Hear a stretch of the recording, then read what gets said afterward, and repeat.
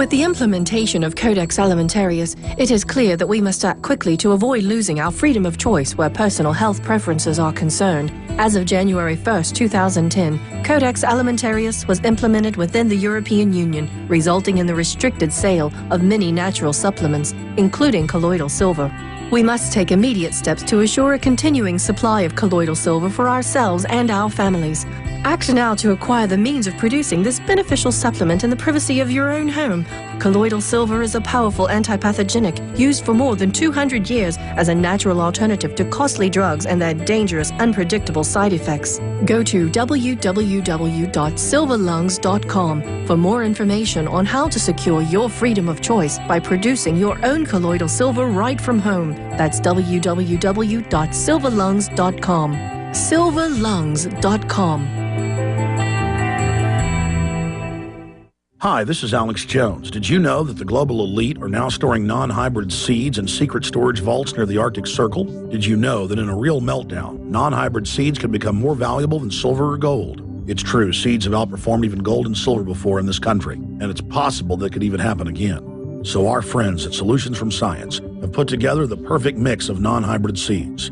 They call it a survival seed bank, and it can produce an endless supply of nutrient-dense food for you and your family. And here's the best part. These seeds have not been genetically modified in any way, and you actually get enough seeds to plant a full-acre crisis garden. So visit them today at survivalseedbank.com. That's survivalseedbank.com, or give them a call at 877-327-0365. That's 877-327-0365. Remember, in a real crisis, non-hybrid seeds are the ultimate barter item. This is Alex Jones for survivalseedbank.com. He's the T-Rex of political talk. Alex Jones on the GCN Radio Network. Okay, I've gotten behind with calls and covering news, but in the final hour, I'm going to get to race-based politics and how that's being used to control people and bring out some historical perspective. Then in the last half hour, I'm going to get into the fact that it is an overpopulation myth on this planet and that the West is actually dying. We're going to go over the numbers, very important information that we need to get out to everybody coming up in the last hour today. Right now, I want to go back to your calls. Then we have another guest joining us to deal with all of these FEMA activities, forcing people to buy insurance, which is underwritten by FEMA. In fact, guys, I saw in my folder that original article about that guy from the local newspaper we have having on was not in there. So I need that. All I have is his bio. Thank you. Okay, let's go to Matt in Boston. Matt, you're on the air. Go ahead. Hi, how are you doing, Alex Jones? Good. I would love to thank you for everything that you're doing. I feel like you don't get praised enough when you're on the air. I just feel like, I'm 22 years old. I'm working in Boston. I've worked many different jobs. And I like during these days, these past few days, I've been seeing this. A lot of people coming to me about what's going on with, the police state. People are worried about getting pulled over everywhere. But according to the news, everyone loves it because... Thank God they were running a drill when the bomber hit like they are every time. Thank God they saved us. I mean, we've got to give up all our freedoms and pay all our taxes and let the banks take over because if we don't, Al-Qaeda will get us. Oh, yeah, absolutely. It's just ridiculous. And I really appreciate you telling the people the complete truth about whatever is going on. It's just so disgusting to watch Mr. Obama up on screen basically telling everybody that, yeah, you're getting raped of your money and all sorts of things. It's like, I'm looking at my life and what it could be like 20 years down the road, and I want to have a private property. I want to be able to live my life the way I want to live it. And Basically, you're saying you're a terrorist. Yeah, that's exactly what I'm saying. It's absolutely ridiculous, and it bothers me. Well, I mean, how do we think the communists were going to take America over? And again, communists that work for the big banks to steal our wealth at the international level. They were going to stage terror attacks. They were going to do it in the name of protecting us. That's how it's always done, and now it's happening. Alex, I think the most frustrating thing for people of my age, and I think many people of my age, and even the people that work with you can say the same thing, that the people that are about, 50 to 60 years old that had been, listen to the regular media for their entire lives, like including my stepfather and my family. They don't know what the truth is. They just look at the box and think that everything that comes through it is the truth. And it's so aggravating because when you start talking about the real issues with people, they don't even want to talk about it. Well, see, and TV's all designed like, they're reading off the teleprompter and the info babe's smiling at you, and it's all about how they're going to keep you safe, and we're your friends, and the government loves you, and, oh, we hope the Tea Party didn't do the bombing, but don't worry, we've got the Army training to take them on. Anybody that criticizes the loving bankers wants to hurt children.